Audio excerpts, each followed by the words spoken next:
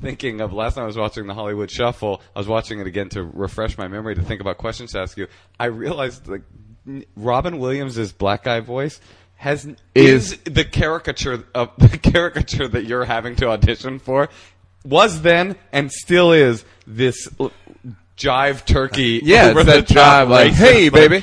Hey, Jack, come on. Hey, mama. Hey, baby. Hey, back it up with a slippity slappity. No. It's like when I used to audition for commercials, they would always want that voice like, say, baby, get this Budweiser and slide on down there, mama.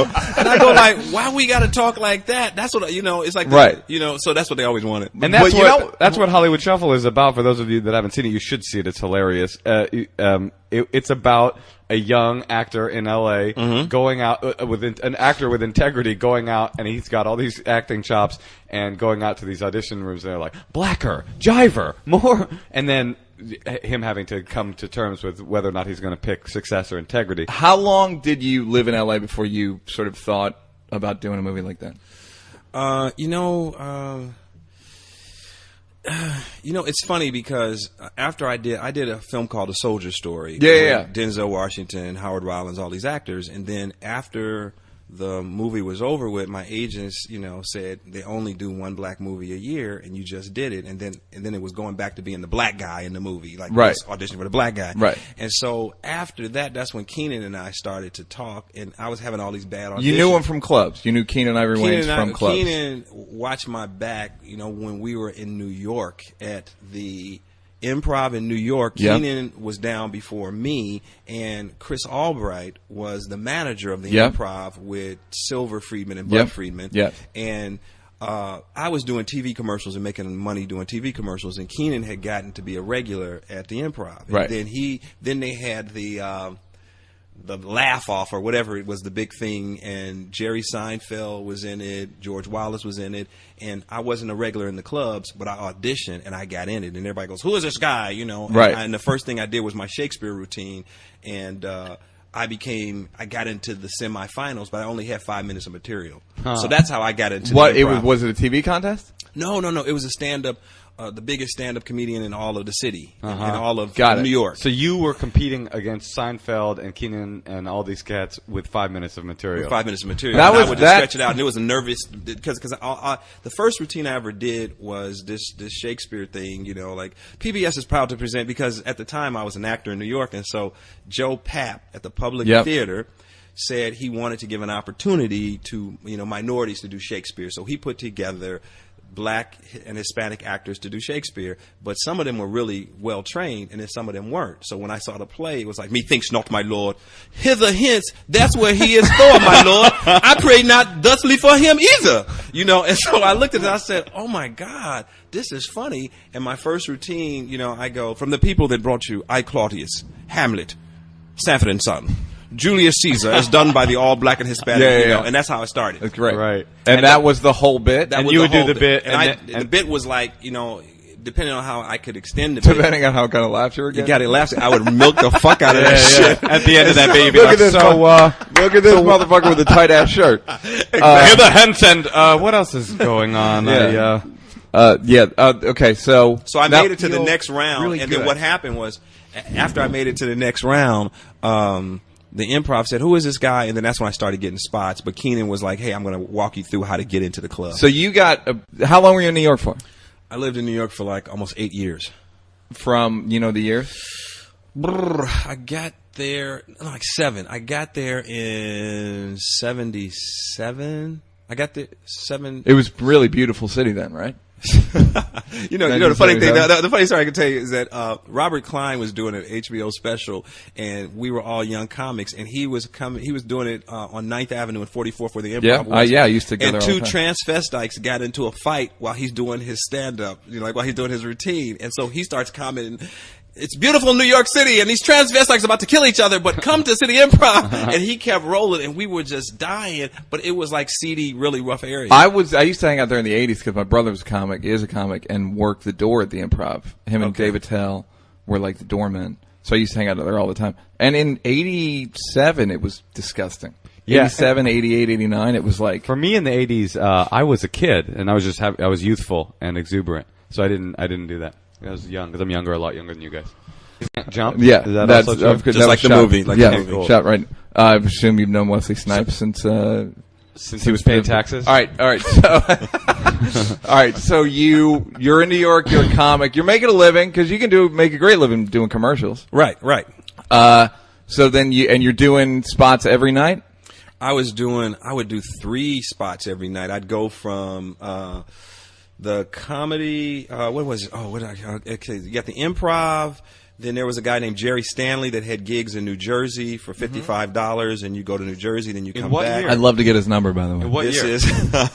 This is we're talking 78, 79. $55 was a lot. That was good. Yeah, money. we were making. I mean, that's plus the you get to equivalent eat of for- $65 today. Given the that's a lot curve of for money. inflation. $55. That's That is what a was your lot. rent? My rent was $125. Oof, that hurts. In My rent was Manhattan? 100 in Manhattan. Where'd you live? I lived on 81st in Amsterdam. 81st in Amsterdam on the west side. For $125. $125. Had a And studio a apartment. decent? Like, was it It roaches? was, the thing was that It was spooky. it was spooky. No, it was roaches and people peed in the hallway, but I cleaned up. I had my space. Because I Wait, was like, you were the janitor? Is that what you're saying? No. You were the custodian of the... All right, well, that explains the low rent. Of course, they give you rent. They give you I break lived on in the a rent. closet, a broom closet. Yeah, and I would wear a jumpsuit. They asked me to wear a jumpsuit. And I would push around and it was $125 a month. And then what made you want to move out here? Okay, what happened was I had auditioned for a Broadway show, and Had you done any Broadway? I'd done theater. I'd done off Broadway, a lot Right. of theater, and so I had auditioned for this one Broadway show, and they really wanted me for the lead, and then they went for Jimmy Walker. in Dynamite? the lead. Hey, to be fair, that dude is dynamite. That dude is dynamite. On stage, he is For the dynamite. for a price. He will only say, you know that? He will only say, if you book him, there's a fee, and then if you want him to say dynamite, there's an extra fee. No, Whoa. are you serious? Yeah. That's some Fuck, deep, man. That's deep. Do you want to Yeah. know the craziest story Jimmy J.J. Walker ever told me? It's a Go. quick one. Do you know him? I worked with him once. I featured for him Great. at the Funny Farm once. Was it upon a one time. of his Dynamite gig or a non-Dynamite? He did not say Dynamite. I don't think it paid the right price point for Dynamite. And he was totally nice. I was supposed to work with somebody much dirtier, and so I heard he likes the people to work clean in front of him, but I'm not that dude. But he was nice about that, and I expected him not to be. Whatever. He told me this great story, which is that when he was the big king of comedy in Hollywood, he saw Steve Martin open for some singer and just eat shit. I mean, go down in flames. And he went up to him. This is when he was writing for the Smothers Brothers. And Jimmy Walker went up to Steve Martin and was like, dude, this isn't for you, man. Get out the game, dog. Like, you're not a stand-up. You got this writing gig. Take the gig. You're a talented dude, but you're not a stand-up. You're not good at this. And Steve Martin was like, yeah, you're right. I think you're right, man. I think you're right. And he's like, I just got one gig to do in New York, and then I'm out. Thank you. And he went to New York and did Saturday Night Live and became the biggest stand-up comedian. Oh my God, That's hilarious. What if Jimmy Walker was a manager? He'd be like, no. But well, that's what's great is Jimmy Walker had the greatest writers ever writing. He had Letterman writing for him. Letterman got Leno a job writing for Jimmy. Are you serious? Yeah. Interesting. And I then- never knew the history. And he behind- kept going. You're just a writer. It's never going to work. just keep feeding me jokes. That's how he would get people to. He was kind of pimpy Oh, in that way. He would break you down. He was nice and a nice guy. So No, he Jimmy seems Walker like a got nice the guy. role. Yeah, Jimmy Walker got the role, and so then basically what happened was they said, well, if you really want to get on stage in New York, you're going to have to go to L.A. and get on a sitcom or get a show if you really want to do Broadway. And I was like, because my agent was like, they're always going to take, people from television or movies. And so I said, oh, man. And then Keenan had already left Right. for L.A. And so then Keenan was like, Rob, you got to get out here, man. We could do this. We can handle this out here. And so I'm picturing both of you on payphones because this is the late 70s, early 80s. You're on payphone. You're both wearing like crazy haircuts. You both talk exactly how Robin Williams Say it, imagines baby. black people like, talk. man, you better come to L.A. with your flip-flops, Jimmy Jop. Jive turkey, get your butt out here. Man. Thank you. And the Beastie Boys. Yeah. jumped in. All right. So That is them, right? you get out here and so you're like, fuck it, I'll come out. I'll well, move out. at that point, I had, lost a couple of shows to, like people that had been on television. Right. I really wanted to do theater. And so then, when Keenan says come to hilarious. LA, I was like, okay, let me come to LA so I can get back to New York, so I got to do some shows, because everything was in LA. And so that's when I left. And then so you moved out here, were you met with immediate success like everyone that moves out to LA, Robert? No. You what? I came out here and it was like, I had an agent that said, he goes, you're going to work. He says, you're just what I'm looking for. A wiry nigger. That's what I want. And he said that. And I was like, he didn't say that. He did. And he was like, and the receptionist was like, you know what I'm talking about. And the receptionist was like, yeah, you're going to work a lot. You're going to work a lot. And I was like, this is some Twilight Zone shit. And so I told Keenan, it started to be the stuff for Hollywood Shuffle. Right. Because I started writing it down because the guy was like really, like he was, the thing was he wasn't trying to be offensive, but he was like, this is what they're playing. These are the roles like Huggy Bear and. Oh, you're saying he was saying the role will call for wiry nigger. Right.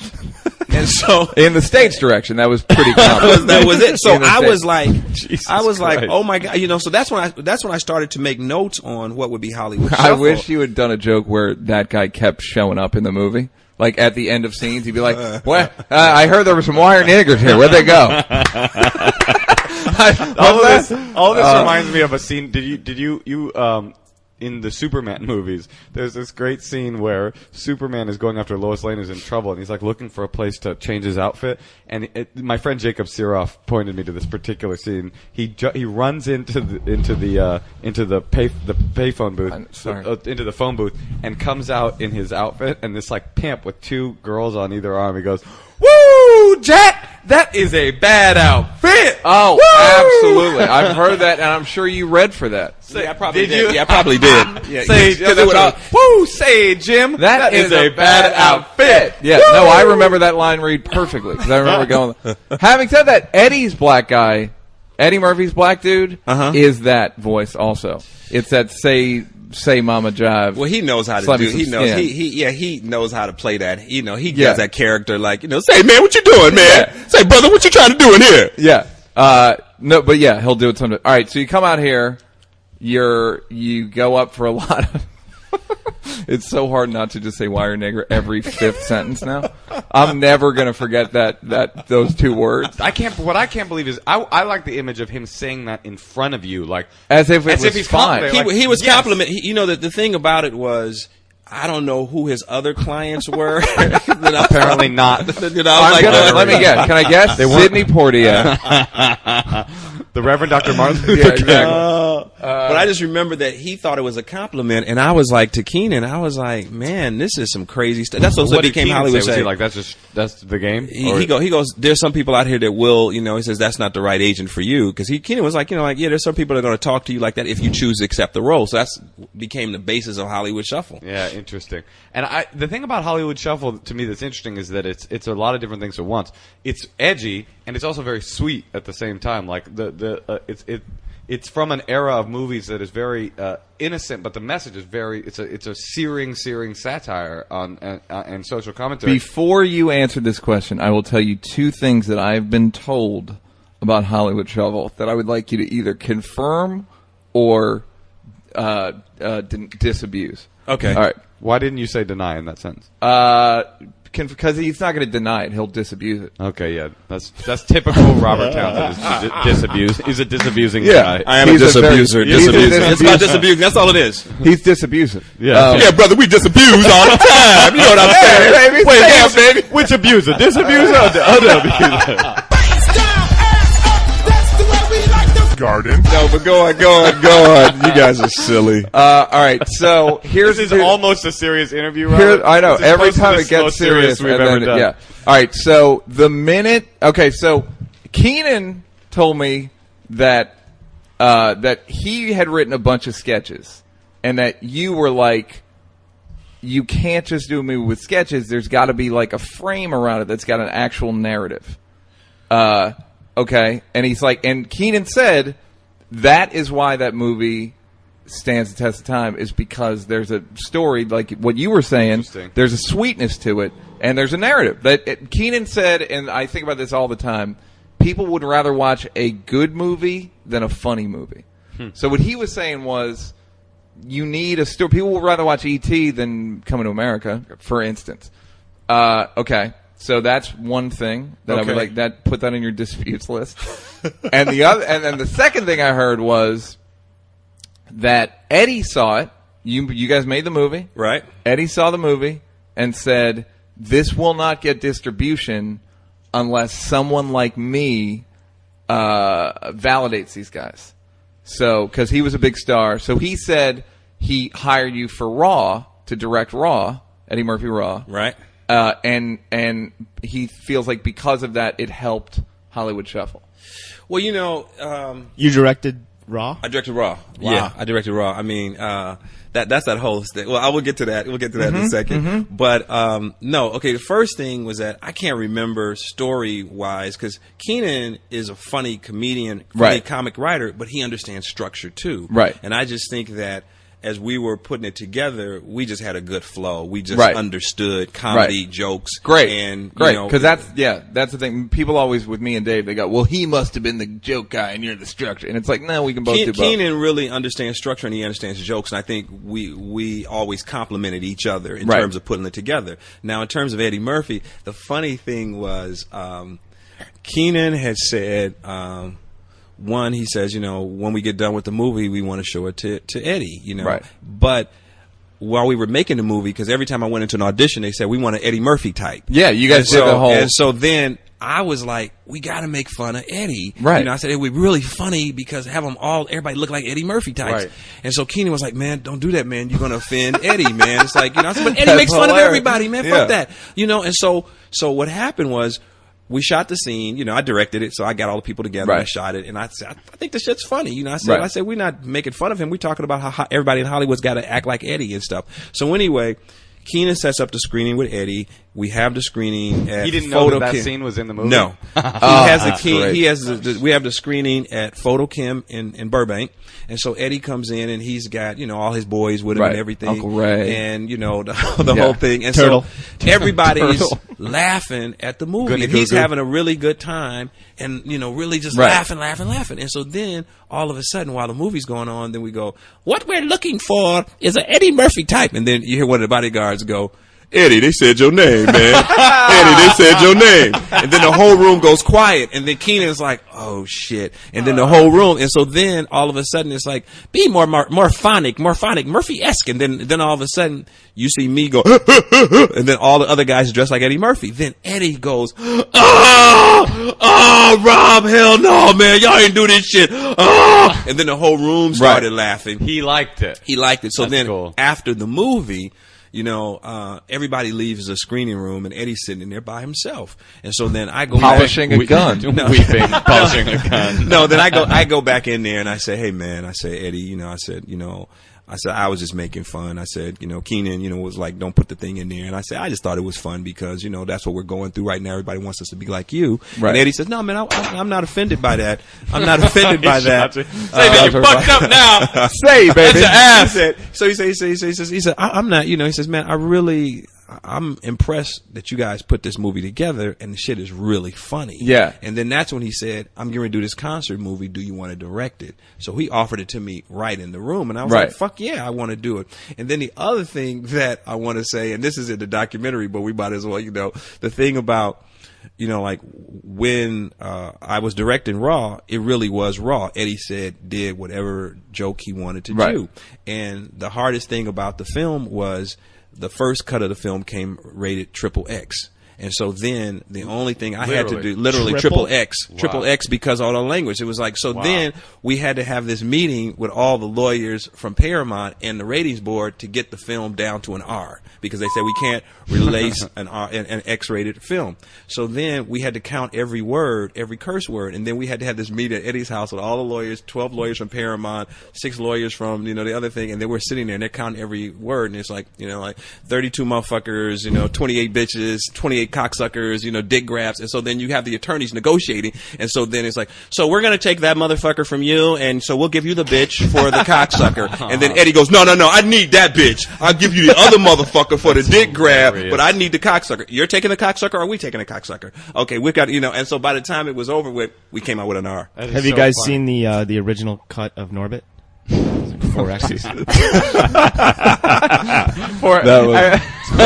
first 4 X's. No, yeah. That's so funny. I've been in negotiations with lawyers for Comedy Central saying, it's just funny you say that, because I thought, what a ridiculous life I have, because they were trying to get me not to do a joke where I do the finger fucking motion. Right. And they're like, can you just have the penis not enter, the finger penis not enter the vagina? Can you do the finger, give us a beat after the penis in the vagina to edit it? It's just like, fucking come on. Yeah, I've had so many of those conversations with Comedy Central. I can't even remember. Like, it's like I can't even. They were always so absurd and you get and racial. But the thing is that I thought what you guys did was so fucking brilliant. I had no idea that y'all even had struggle. You know what I mean? Because there wasn't a lot of struggle. It was just like, can we say pussy? There was one time we said pussy, and me and Dave were like, maybe we bleep it. It just felt like, it yourself. Yeah, like even we were like, it's a little rough. I think you can say it if it's not in it was terms of sex. I know a cat. Like Tom said Jones could say, you what's could say, pussycat? You could say you're a pussy. You're acting like a pussy, but you can't say. I was eating this girl's pussy out. Yeah, I got well, my you tongue can't all say up in this that girl's. shit. Yeah, You can't say that. You can't say I was eating a cat's pussy. I was eating this cat's pussy out. Actually, who says eat my cat's pussy out? Oh, it's Joe Mandy. Has a joke about that. Actually. Okay, so and then did you? So Hollywood Shuffle. So did you have distribution at that point? And you funded the thing on your credit cards, correct? On credit cards, yeah. And that's okay. We got to go back. How did you? So you're just writing, you're just writing scenes. You and Keenan. Did you sit down and go, "We're writing a movie"? The first title was 4 Easy Pieces, because we had just shot 4 different segments, like Death of a Break Dancer, Sneaking in the Movies. We had done those, those different segments, and Black Acting School, because that was a part of my stand up was Black Acting School. I used to do it in my act. So that's a great. Then after we shot all the stuff, I ran out of money, and that's when it comes. I had $60,000 in the bank at the time, and I just remember that we shot from those Jersey gigs.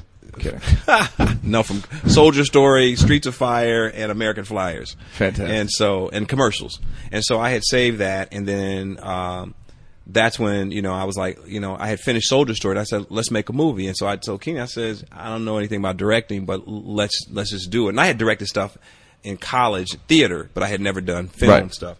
So that's kind of how it started. And then when I ran out of money, I went on the road, and I was doing stand-up comedy for like about 3 weeks. I was going to different places, and when I came back, all I had, when I went through my mail, all I had was applications for credit cards, and that's when I go like, I could finish this film with credit cards, and that's how it kind of started. So how much did you spend the original 60?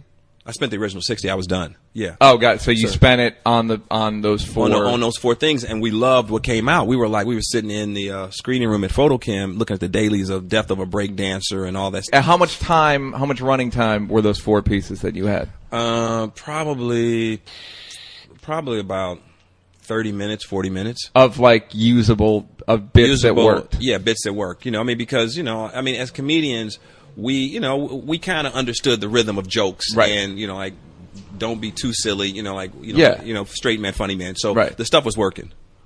Do you find directing easier than writing? Because no one will ever admit it, but in my experience and a lot of my friends' experience that were writers and then became directors, they're like, the hard part's writing.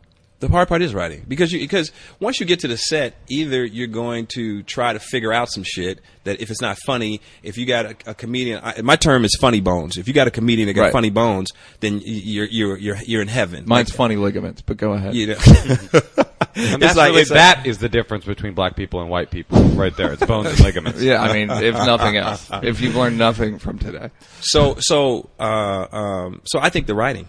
Yeah, no, it's way hard. That's the thing, is everyone I know that's written for The Office that got to direct episodes, and they'd be like, dude, I'm scared. I'm like, it's so much easier than writing. It's so much easier. Well, it's easy when you have a good script.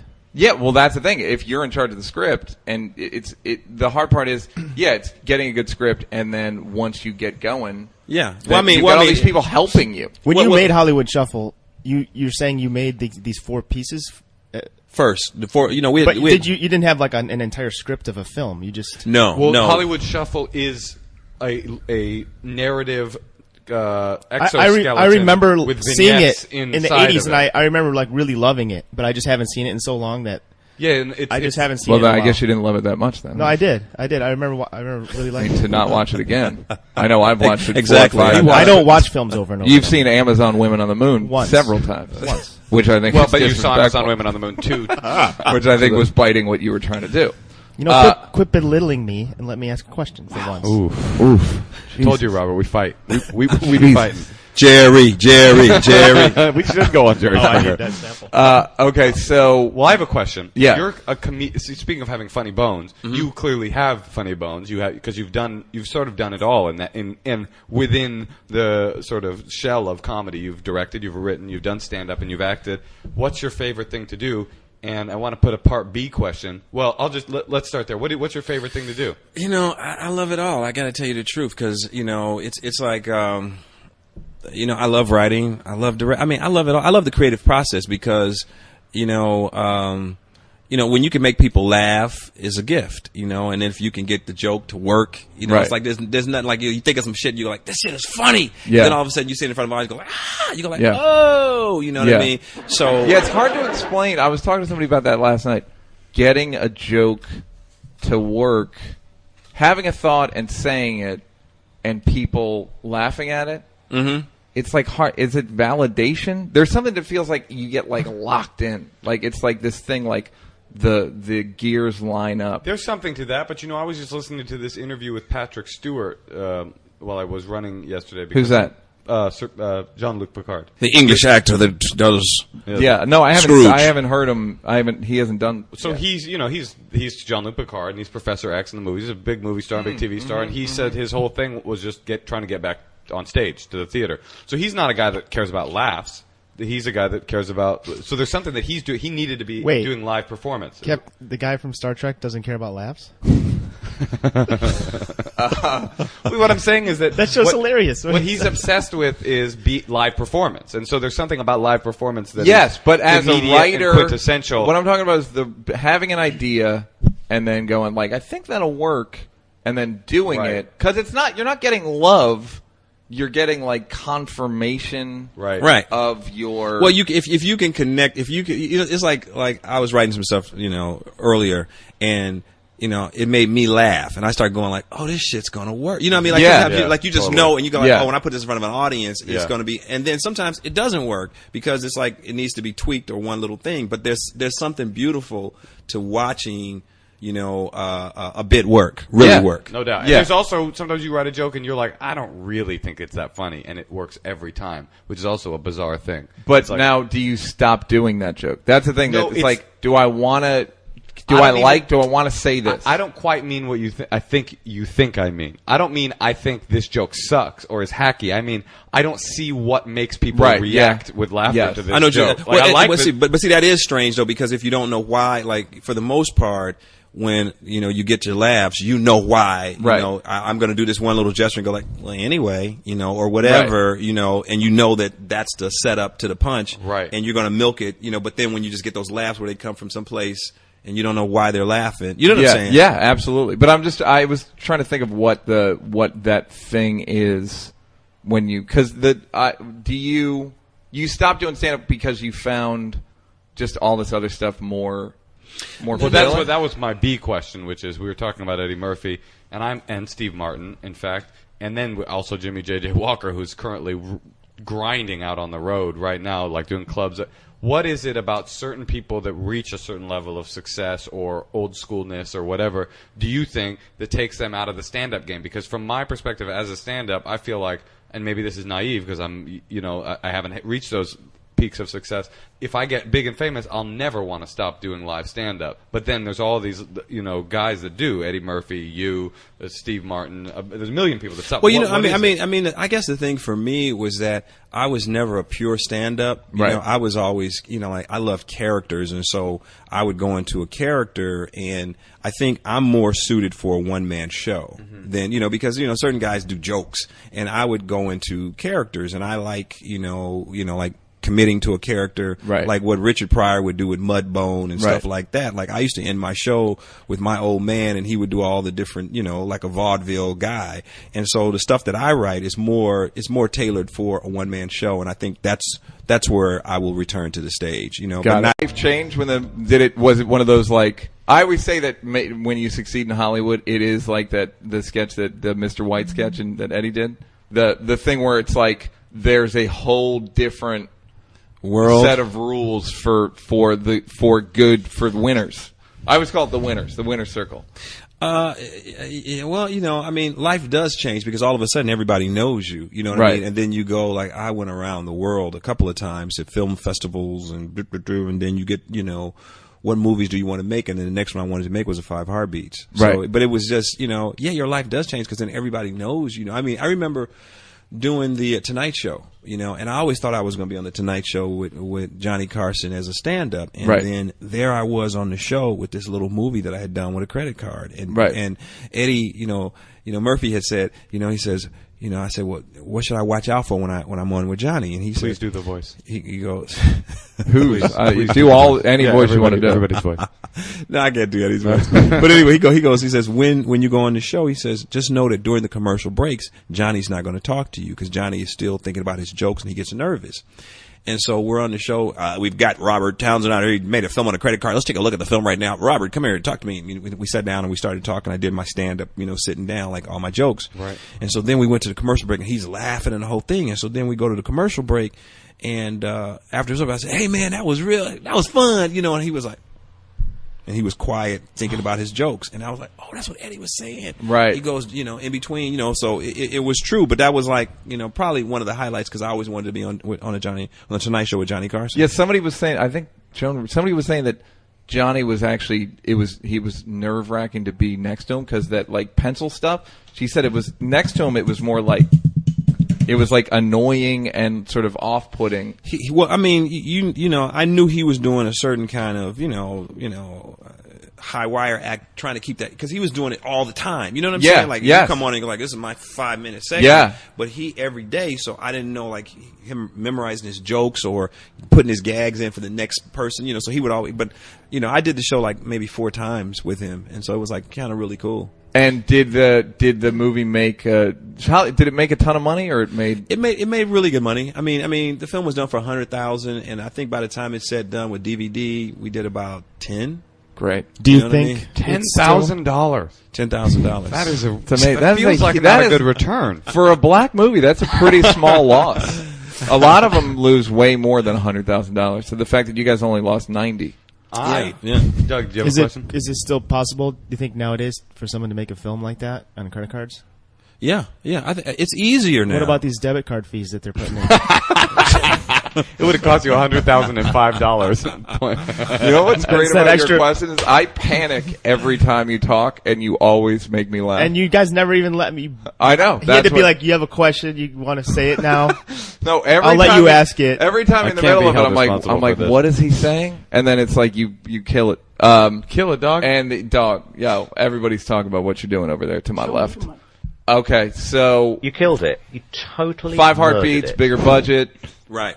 How big was that budget? 5 Heartbeats was like $8.5 million. And was it easy to make? Was it were they like, we'll do anything, and then you give them a script and they're like, accept that. Anything else? Nobody wanted to make the movie, and at the time, I was with the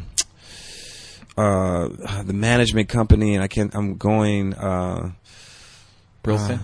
Not Brillstein, but Robin Williams. Maura Buddy Mora and all of them, yeah. and because people had passed on the script because they didn't know how I was going to make it funny and dramatic, and Right. blah blah blah, and the music and stuff. And then they talked with Joe Roth at 20th Century Fox, and Joe read the script and said, "This is really a great script. Robert, go make your movie." And everything was going good, but it was my first big Yeah. budget film, and so I went over budget. And then they were like, "Look, we ain't gonna give you another penny." And so then I had to again figure out a way. Were you in post? No, we were still shooting, and so I had to cut stuff and trim stuff. Yeah. And then there was one sequence But you love that. I love it, so I figured it out. No, I did. No, I trust know. me. That's one of the things. Like, yeah, how's that your great love, your first love is getting your budget slashed. No, so I had to figure it out. So one of the sequences in the movie, when we ran out of money, I got a still photographer, and I said, "Let's shoot the scene and make it with stills." Oh, when that's great. Sarge is teaching us the choreographer is teaching us how to do these dance steps, and we were supposed to shoot the scene, and then I just got a camera and we just What shot is it like? Like it comes onto screen each comes step, on the screen and kinda? just steps and that's just a cool. whole Great. montage. And You so never would think, as a viewer, too, like, Yeah, oh, like, this oh, cat- they this pre- oh, cat these got his motherfuckers- budget cut. these It's like, what a motherfuckers ran out of visionary. money. exactly. What a visionary this director is. That's a great idea. That because because people pitched that to me, and I always thought like that's their idea, but it wasn't. It was possibly yours. Now, okay, and then that's a really, really respected movie among certainly like in terms of like black movies, black director, black cast. That's like in the top 10 from what I can tell. People consider that like we just had our 20th anniversary to film 20 years ago, and BET honored us at the BET Awards, and then we were on shows. People consider that to be like number one classic movie. Like, well, White Girls.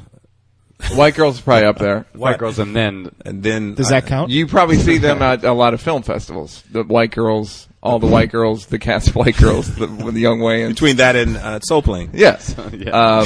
Though, okay, so who are you still, I guess you're still friends with all of your crew. Like, are you Eddie, Keenan, Arsenio?